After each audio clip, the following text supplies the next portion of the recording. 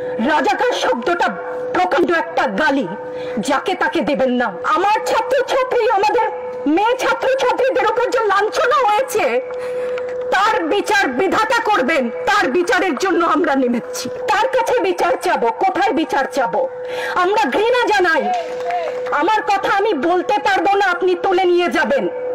প্রতিবাদ করতে পারবো না, ভিন্ন মত প্রকাশ করতে পারবো না, আপনি আমাদেরকে রাজাকার বলে গালি দিবেন।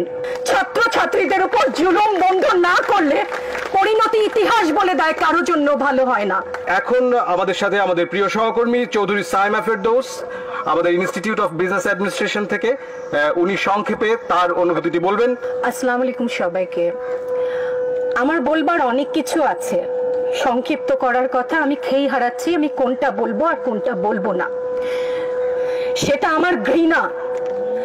আজকে আমার কিছু প্রশ্ন আছে সবার কাছে, দেশবাসীর কাছে তো করব না, যাদের কাছে করবার তারা বুঝে নেবেন। আমি ইতিহাসের শিক্ষক না, কিন্তু ইতিহাস জেনে বড় হয়েছি। আমার জন্ম ৭১-এর পরে, কিন্তু বই খাতা থেকে সরাসরি যুদ্ধে, ভাষা আন্দোলনে যারা অংশগ্রহণ করেছিলেন তাদের কাছ থেকে শোনা শিক্ষা থেকে জানি মুক্তিযুদ্ধের চেতনা কি, ভাষা আন্দোলনের চেতনা কি ছিল।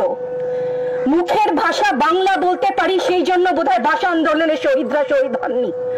আমার কথা আমি বলতে পারবো না, আপনি তুলে নিয়ে যাবেন। প্রতিবাদ করতে পারবো না, ভিন্ন মত প্রকাশ করতে পারবো না, আপনি আমাদেরকে রাজাকার বলে গালি দিবেন। রাজাকার শব্দটা প্রকাণ্ড একটা গালি, যাকে তাকে দেবেন না।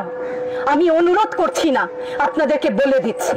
ছাত্রদের কথায় আমি কিছুটা পরে আসছি, সেখানে আমাদের সহকর্মীরা যারা বলেছে সেখানে আমি পূর্ণ একমত। আমাকে একটু বলে দেবেন আপনারা, মুক্তিযুদ্ধের চেতনা কি ছিল দেশের হয়ে? আপনারা বলবেন যে যারা শুধুমাত্র আমার বাবা মুক্তিযোদ্ধা ছিলেন তাই আমার অধিকার প্রাপ্য অনেক কিছু, সেখানে পূর্ণ সহমত। কিন্তু এর পরবর্তী কাল থেকে আজ পর্যন্ত যে সমস্ত মানুষ দেশের বিভিন্ন জায়গায় বিভিন্ন ক্ষেত্রে নিজের স্বার্থ বলিদান দিয়ে দেশের জন্য কাজ করে যাচ্ছে, সৎ পথে উপার্জন করছে, টেবিলের তল থেকে 10 লাখ 5 লাখ টাকার কোটি টাকা তো বাদই দিলাম না, সেই সমস্ত লোক সম্বরণ করছেন, তাদের মুক্তিযোদ্ধার চেতনা কি কিছু অংশে কম? সেই প্রতিবাদ করলে আপনি আমাদেরকে বলবেন রাজাকার। রাজাকারের বাচ্চা, এটা প্রকাণ্ড গালি, যত্রতত্র দেবেন না।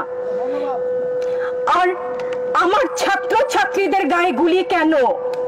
আমি এখানে কেন দাঁড়িয়েছি, কেন আজকে কথা বলছি?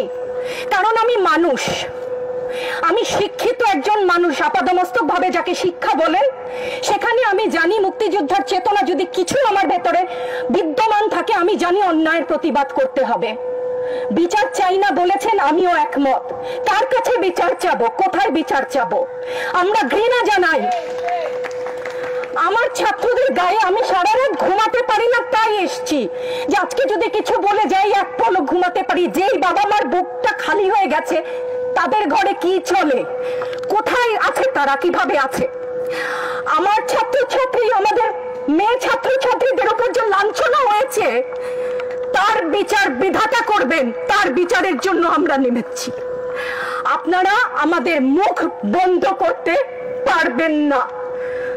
মুক্তিযুদ্ধের চেতনা থেকে জানি আমরা জন্মেছি একবার, মরবো একবার। ভয় দেখাবেন না। ছাত্র ছাত্রীদের উপর জুলুম বন্ধ না করলে পরিণতি ইতিহাস বলে দেয় কারোর জন্য ভালো হয় না।